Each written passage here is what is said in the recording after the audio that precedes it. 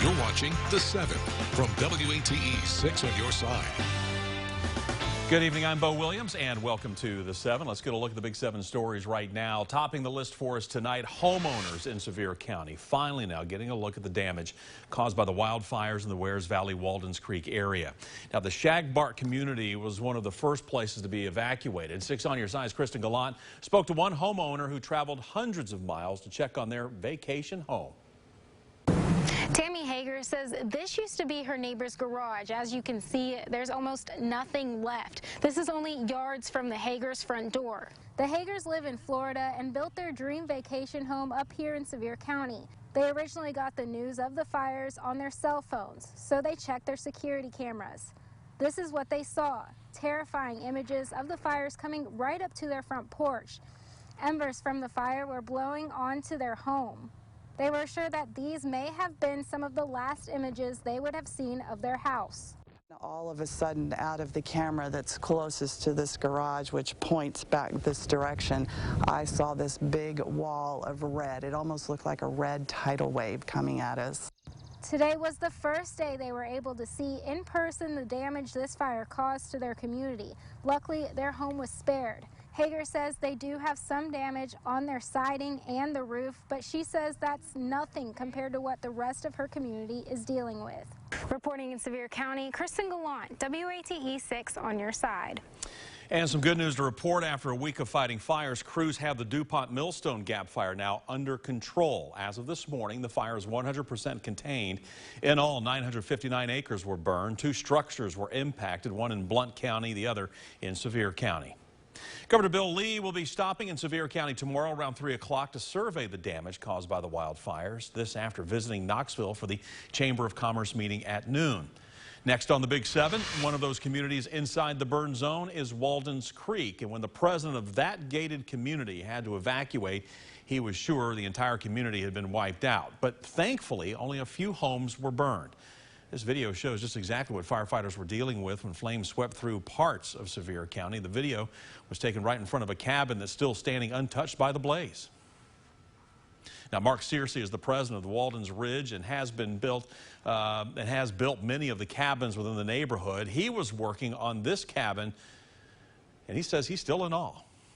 Wood around and nothing caught on fire, just a few smoldering embers. And if you see that video, you think there's no way anything on that mountain can be standing, but it's just a miracle.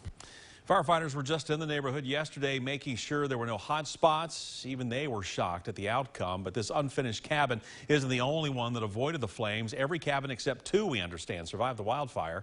Searcy says surviving that together brought a new sense of community now to that area.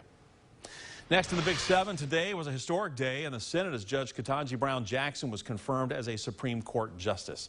When sworn in, Judge Jackson will become the first African-American woman to serve on the Supreme Court. The final vote, 53-47, with 3 Republicans voting for confirmation. Judge Jackson held one-on-one meetings with 97 senators on the Hill. She also sat through over 20 hours of questioning during her hearings and filed 330 pages of written responses. That's more written questions than any previous Supreme Court nominee. Once Judge Jackson joins the court this fall, she'll be taking on several controversial cases encompassing the death penalty, the Clean Water Act, and the humane treatment of animals, just to name a few. Well, next on our list, Megan Boswell, the Sullivan County mother charged in the death of her 15-month-old daughter, was back in court today. At today's hearing, a special agent says Boswell told police her daughter was dead a week before remains were found. This is when she did say she was aware that Evelyn was dead. However, she told the story that it resulted from either her or Hunter Wood rolling over the child while sleeping, but she did not know the location of Evelyn's body. Boswell has been in the Sullivan County Jail since March 2020 when Evelyn's body was found. Her defense and prosecutors are discussing 2 key pretrial motions right now, the jury questionnaire and a severance motion to split Boswell's charges into 2 trials. The questionnaire stems from Boswell's wish to have the trial moved out of Sullivan County. This over concern that local public opinion could have an impact on the verdict. There are still several hearings before the trial's expected start date of September 26th. Next now on the Big 7, a local doctor has pleaded guilty to dispensing pills containing oxycodone for no legitimate medical reason. Now, what you're looking at here is video of Coffey Family Medical Clinic in Oneida from 2018, which burned down in 2020. But before that, in 2018, the clinic was associated with Dr. David Coffey and was searched as part of an investigation into overdose deaths involving opioids.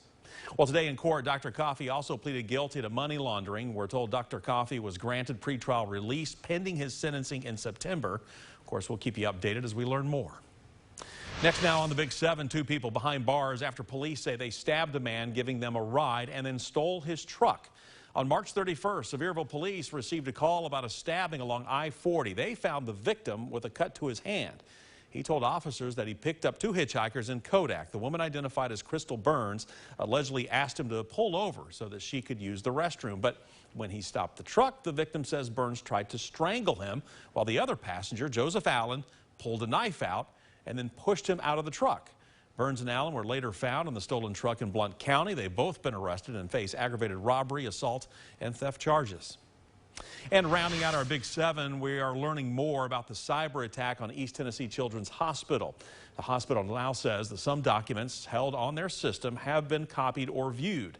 The hospital is still trying to figure out, though, exactly whose information and just how much was accessed. But a release from Children's points out that its system may have details on birth dates, social security numbers, credit card numbers, and personal health information. In a news release, Children's Hospital says it added more security and investigations still going on, and it plans to contact those who might be affected. In the meantime, Children's is encouraging those who might have been impacted to keep an eye out for ID theft and fraud. They suggest monitoring account statements, insurance paperwork, and free credit reports. Hospital posted a detailed list of steps to take, from a credit freeze to contacting federal regulators, and we'll have a link to that information for you at WATE.com.